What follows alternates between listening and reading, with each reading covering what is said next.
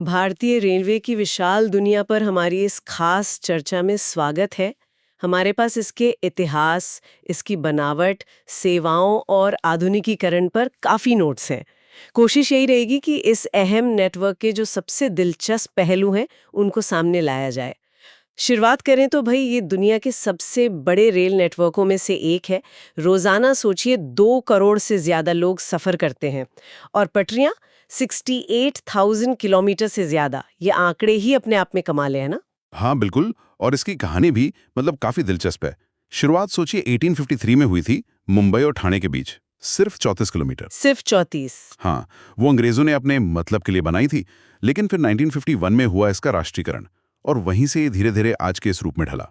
मतलब कैसे एक कॉलोनी की जरूरत देश की लाइफलाइन बन गई, ये सोचने वाली बात है। सही कहा। तो राष्ट्रीयकरण के बाद यात्रियों के साथ साथ ये माल ढुलाई पर फोकस कैसे आया? क्या ये शुरू से इतना जरूरी था? जोन्स में बांटा हुआ है। 18 जोन? जी ये तो बहुत बड़ा है। हाँ, संचालन वाकई भीमकाय है। और यात्रियों के लिए मतलब किस किस तरह की सेवाएं हैं? सिर्फ लंबी दूरी वाली? नहीं नहीं, इसका दायरा बहुत बड़ा है। आप मुंबई या चेन्नई जैसी जगहों को देखिए, लाखों लोग रोज लोकल ट्रेनों पर निर्भर हैं।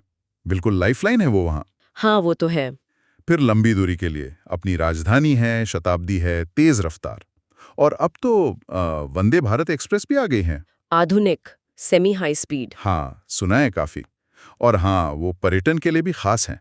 पैलेस ऑन व्हील्स जैसी शाही ट्रेनें। अच्छा, वो लग्जरी वाली। जी बिल्कुल, महाराजाओं वाला अनुभव। पर कीमत भी वैसी। अच्छा, हाल के वर्षों में तकनीक का भी काफी असर पड़ा है, सही कहा ना? टिकटिंग वगैरह में सुना है काफी बदलाव आया है। हाँ, बहुत ज्यादा। IRCTC जो है ना, Indian railway catering and tourism corporation, उसके जरिए ऑनलाइन टिकटिंग तो अब आम बात हो गई है। घर बैठे टिकट। और स्टेशनों पर वाईफाई, हजारों स्टेशनों पर।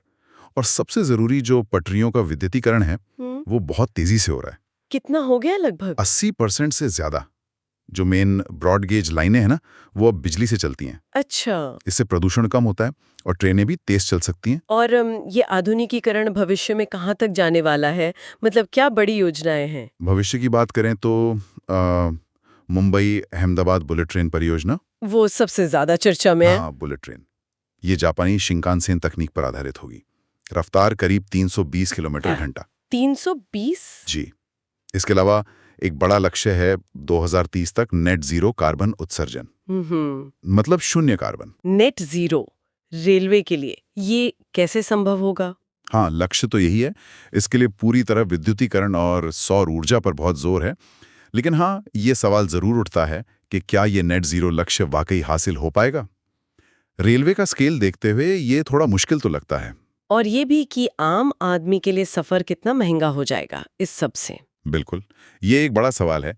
संतुलन साधना होगा। और रेलवे के सामाजिक और आर्थिक पहलू को भी नहीं भूलना चाहिए। बिल्कुल नहीं। ये 12 लाख से ज्यादा कर्मचारियों के साथ दुनिया के सबसे बड़े नियोक्ताओं में से एक है। 12 लाख? हाँ, लाखों परिवारों की रोज रोटी है ये। और फिर छात्रों, वरिष्ठ नागरिकों और भी कई वर्गों को रियायती यात्रा मिलती हैं। ये राष्ट्रीय एकीकरण में भी मदद करता है। सोचिए, रेलवे न हो तो देश के एक कोने से दूसरे कोने तक इतना सस्ता सफर कैसे हो? सही बात है। ये अर्थव्यवस्था और समाज दोनों को जोड़ता है। तो कुल मिला के देखें तो भारतीय रेलवे सिर्फ परिवहन का एक साधन नहीं है। ये तो भारत की अर्थव्यवस्था, समाज और एकता की रीढ़ की हड्डी की तरह है। अपने इतिहास से लेकर भविष्य की योजनाओं तक ये लगातार बदल रहा है, बढ़ रहा है। हाँ, और यहाँ सोचने वाली बात यह है, जो अहम मुद्दा है, कि भारतीय रेलवे अपनी इस विशाल विरासत और लाखों लोगों को सस्ती कनेक्टिविटी देने की जो जिम्मेदारी है, उसको वो हाई स्पीड यात्रा, आधुनिक तकनीक और पर्यावरण को बचाने की भविष्य की मांगों के साथ कैसे संतुलित करेगा। ये संतुलन साधना ही इसकी सबसे बड़ी चुनौती भी है और अवसर भी।